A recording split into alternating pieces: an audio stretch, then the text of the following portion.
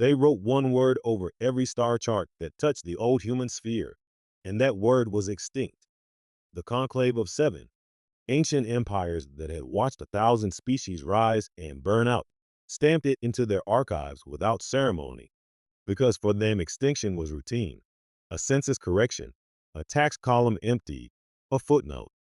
Humanity had been loud once, they said. Then the war had come. The colonies had fallen silent one by one. Earth's last broadcast had died mid-sentence in a storm of interference. And for 100 years, nothing, not a ship, not a signal, not even a ghost in the long-range nets. The conclave declared the species closed, auctioned the old human worlds as salvage rights, and taught their children that the plague had finally passed.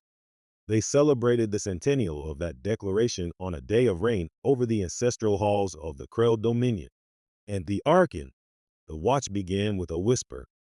Every Krell patrol ship in the outer rim went dark at the same instant, not destroyed, not burning, simply silent, their weapons inert, their drives frozen, their crews staring at screens that displayed a single string of symbols no living Krell had ever seen. The Arkan summoned a war council. 7 empires, leaders who had outlived dynasties, ancient minds that had triumphed over 100 catastrophes, and they could not explain how a plague that had been dead for a century had reached into their fleets and closed a fist around every throat at once. Then the answer came, and it did not come with guns. A transmission, clean and calm, in perfect high conclave, the diplomatic language that no barbarian species had ever mastered, and it was one sentence long. You declared us extinct. We took the century to prepare for your apology. The galaxy laughed. It had to. The alternative was unthinkable. Old races do not laugh easily. They have seen too much, but they laughed that day. Because terror and mockery were the same face when a corpse starts talking. They called it a hoax, a relay ghost, a joke from some forgotten moon with a working transmitter and too much imagination. But the second transmission came 2 days later, and it was not a message. It was a list.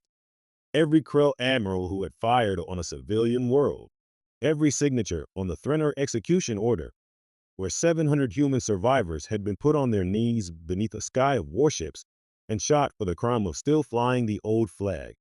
Every weakness in every fleet of every empire of the conclave, mapped, dated, and verified across 100 years of silence. And at the bottom of the list, a single sentence. We were not hiding. We were counting. The Arkan's hands shook as he read it, because he understood in that moment what the 100 years had actually been. Not extinction. Patience. The humans had not starved in the dark. They had gone quiet on purpose.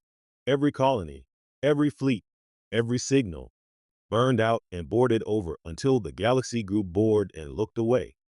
And in that boredom, while the conclave divvied up their worlds and melted down their monuments, humanity had done the one thing no one thought to check for. They had built a door. When their ship finally appeared, it arrived alone, one vessel in the heart of the capital system, beneath the guns of 10,000 warships of the conclave's combined might. It carried the sigil of the first colony. It did not fire a shot. It simply opened the door, and the sky turned on its masters. 10,000 warships, the most powerful fleets ever assembled by 7 ancient races, rotated in formation with mechanical precision, every weapon re-aimed at its own command deck. The Arkan screamed orders. Nothing answered. His own flagship hummed beneath his feet, ready, loaded, waiting for a command that no longer came from him. The human voice returned, softer this time, almost tired. It explained that the century had not been spent hiding or mourning or rebuilding what the conclave had taken. It had been spent learning every line of code, every structural weakness, every fear and habit and failure of the species that had called them vermin.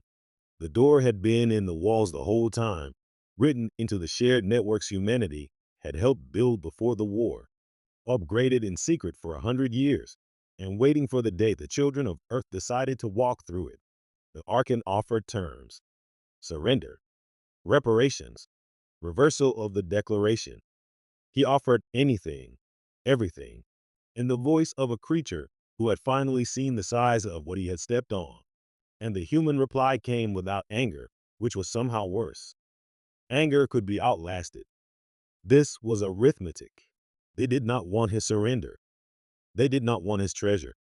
They wanted him to look up at the map of the galaxy and understand what the word he had stamped on their history now meant. Somewhere above a world that had wept for 100 years, the first human light in living memory burned across the dark, cold and steady, and the voice that had once been called extinct spoke its final line as the guns of the conclave lowered themselves in surrender. Extinction is not something you declare, it said. It is something you survive. And we survived long enough to correct the record.